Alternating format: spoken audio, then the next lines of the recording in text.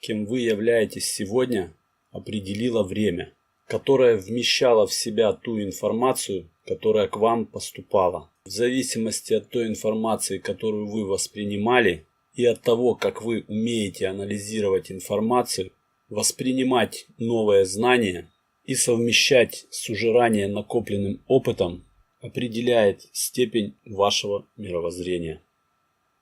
Сегодня вы проявляете интерес к рунам, и к вам поступает вся та информация, связанная с этой темой.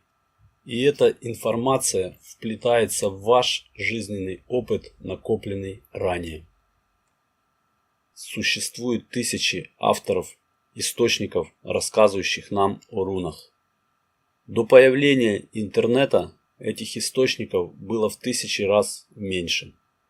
И после того, когда вы получите определенный объем информации, что мешает вам стать тем же автором, источником, который будет передавать знания о рунах всем тем, у кого проявился интерес к этой теме, тем самым пополнив эти многочисленные ряды знатоков рун.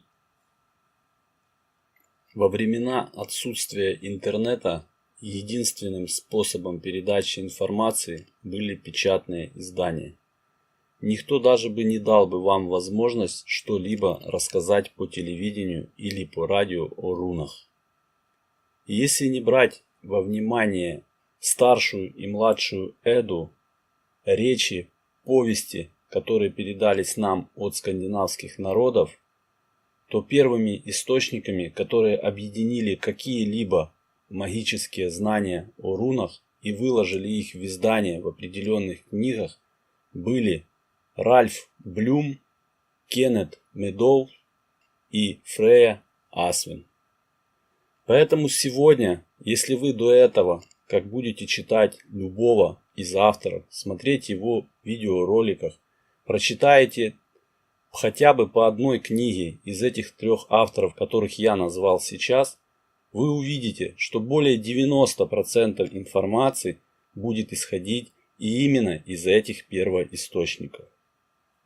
То есть те все сегодняшние современные авторы, которые рассказывают нам какую-либо информацию о рунах, в каком-то смысле дублируют, дополняют своими какими-то определенными жизненными опытами, накладывая на тот современный тренд, который нас сегодня окружает, издают свои книги, создают каналы, пишут видеоролики и рассказывают всем о рунах. Но есть один момент. Где гарантия в том, что тот первоисточник, каким бы он ни был, не был ошибочным и выдал информацию в свет именно в истинном ее значении? Ведь даже те авторы, которых я вам назвал, должны были взять откуда-то информацию, чтобы написать свои книги. Возможно, они владели определенными языками, переводили какие-то древние источники, накапливали знания, выдавали их в свои книги и распространяли в массы. Но дело в том, что до того момента, когда к ним попали те знания, из которых они брали информацию, уже в те года они были сильно отфильтрованы. Очень много из того, что несло истинное, правильное знание, было утеряно, спрятано и скрыто от людей. В период распространения одной из известных мировых религий, все, что противоречило ихнему учению, разрушалось и сжигалось. И северные земли были не исключением. Поэтому авторы в эпоху отсутствия интернета брали свои знания из остатков всего того, что осталось после Великой Чистки, которая произошла задолго до того момента, когда вы сегодня проявляете интерес к рунам. Если вы сегодня хотите получить истинное знание не только в рунах, в чем-либо, вам нужно поменять свой подход к анализу информации. Простым примером и доказательством тому является наше сегодняшнее знание об электричестве. Те, которые мы получаем с самого детства, в школе, в институте и уже будучи взрослой нашей жизни.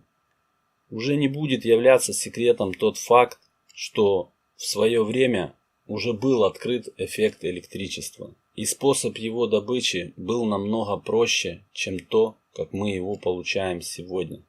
Уже давно были открыты первые двигатели, которые работали на воде, но почему-то до сих пор никто не хочет это выносить в массы, потому что есть определенные группы людей, которым не интересно, чтобы вы имели свободную, легкополучаемую энергию.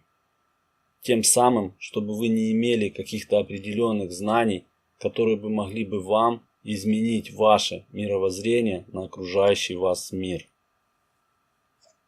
Мы живем в период революции человеческого сознания, и истинные знания начинают просачиваться всеми доступными способами. Возможно, даже именно об этом и говорили древние майя. Я имею в виду тот 2012 год, вокруг которого было столько шумихи про конец света. Но если вы захотите, можете найти информацию в интернете, где определенные авторы переводят докладно пророчество древних майя. И там ни слова не было сказано именно о конце света. Там была фраза, которая несла в себе смысл «перемена времени». Сегодня даже в нашем любимом Ютубе существует столько разных альтернативных новых взглядов на любые вещи, на любые достижения физики, химии, науки любых отраслей, где вы можете изменить ваше кардинальное восприятие и ваше мировоззрение. Долгое время по всему миру был жесткий контроль информации. Все отфильтровывалось, и в массы выпускалось только то, на что было дано добро.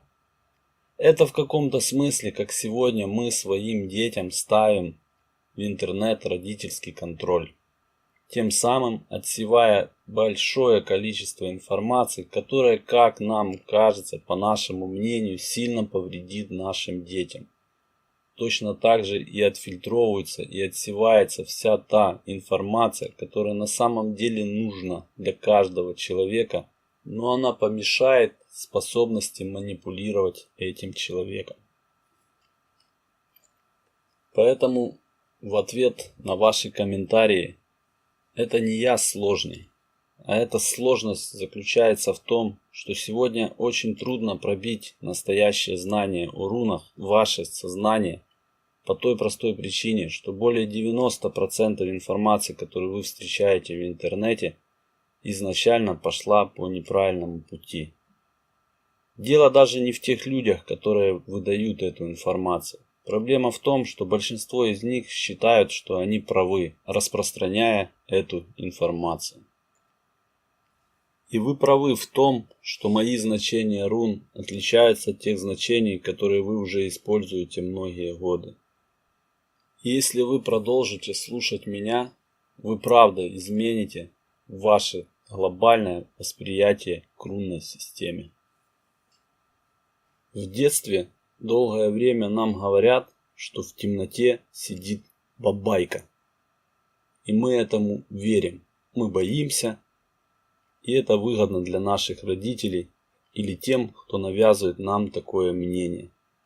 Но в подростковом возрасте, когда вдруг по какой-то причине мы оказываемся в темноте с противоположным нам полом, мы испытываем совсем другие чувства, чем те чувства, которые мы испытывали при мысли о бабайке. Я не настаиваю на том, чтобы вы использовали мою информацию как единственно правильный источник. Я говорил уже многократно, если вы хотите познать знания о рунах, слушайте всех доступных вам авторов, потому что в каждом авторе есть доля истины, которая именно подтолкнет ваши чувства и ваши ощущения к рунам. Знаете, в жизни есть две основные позиции, в которых человек может себя ощутить. Это быть лисой и гнаться за зайцем, либо быть зайцем и убегать от лисы. Слушая мой рассказ о рунах, у вас будет появляться третье чувство. То чувство, когда заяц гонится за лисой.